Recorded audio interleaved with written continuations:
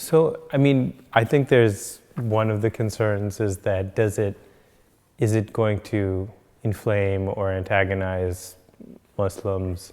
But in some ways, because you've done Buddha, you've done Jesus, what is unique about Muhammad in that I almost see it ironically, having read the book, that he's a more empathetic character than some of the other prophets?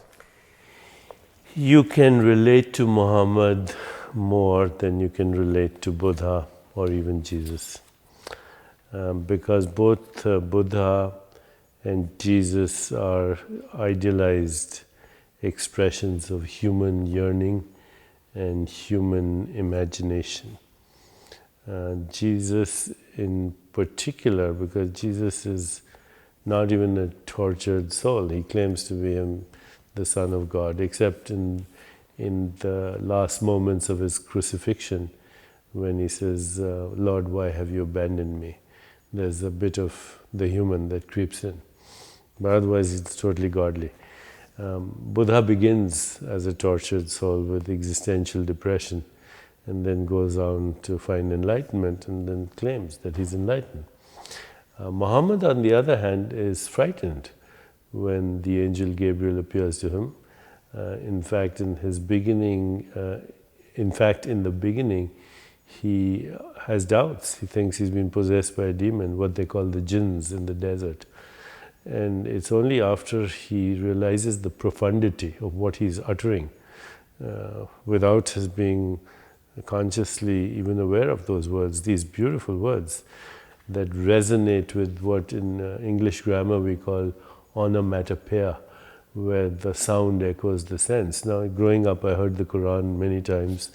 I heard the call of the muezzin, and even if you don't understand Arabic, although as I grew up, I listened to Farsi, Urdu, Arabic, so I have some kind of understanding of the words and the origin of the words. But even if you don't understand the words have a hypnotic quality, where the sound echoes the sense, and there's meter and verse.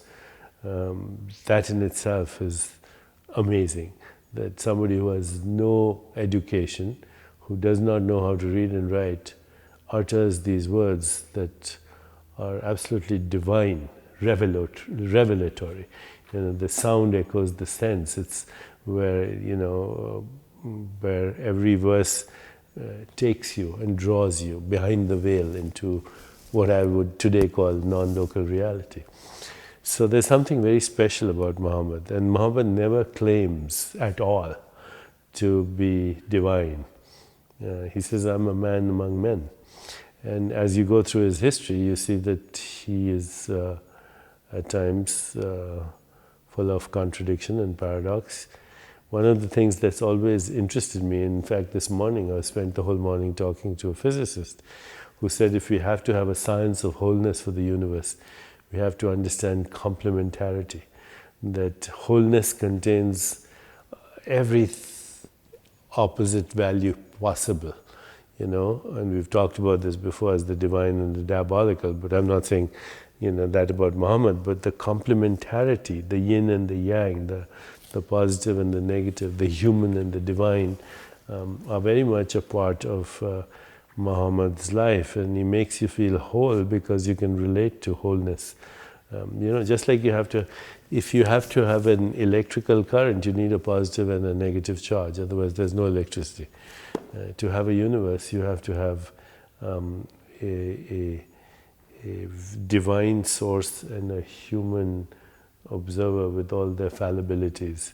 And Muhammad admits to his fallibilities. Over and over again he says, I'm a man among men, but I am the messenger. Now as we proceed through the story, it takes on certain disturbing elements, but that's part of history.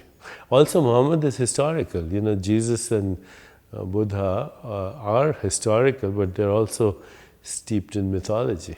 When Jesus and Buddha existed, Buddha is 2,500 years ago, and Jesus is 2,000 years. They're very remote, whereas Muhammad is 1,500 years ago, when we have recorded history, both from Arabia and outside Arabia, We have recorded history in the form of the Quran. It's a historical piece of literature.